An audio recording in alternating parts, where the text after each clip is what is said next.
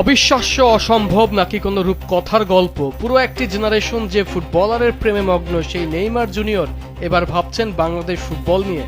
শুনতে অবাক লাগলেও এটাই এখন টক অব দ্য টাউন।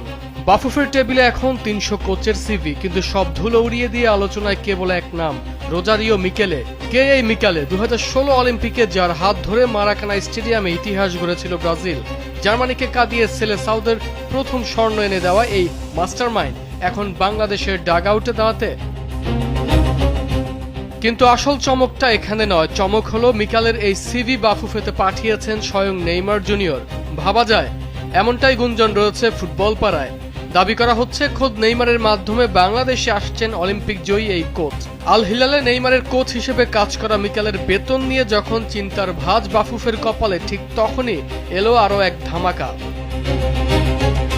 এবার জানা গেল নেইমারের বাবার বিশেষ অনুরোধে নামমাত্র বেতনে বাংলার দায়িত্ব নিতে রাজি হয়েছেন এই হাই প্রোফাইল কোচ। ৩০০ জনের লড়াই শেষে মিকেলে এখন টপ লিস্টে। টেকনিক্যাল কমিটির কামরুল হাসান হিলটনরা এখন হিসাব মেলাতে ব্যস্ত। কাবরেরার ব্যর্থতা মুছে তৃণমূল থেকে ফুটবলার বের করার যে চ্যালেঞ্জ, তার জন্য মিকেলের চেয়ে যোগ্য আর কে হতে পারে?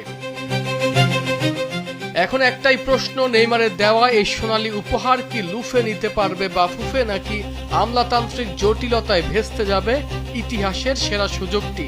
ফুটবল ভক্তরা এখন কেবল একটি খবরের অপেক্ষায়, কবে আসছেন মিকেলে? আরমান হাসান, কালবেলা।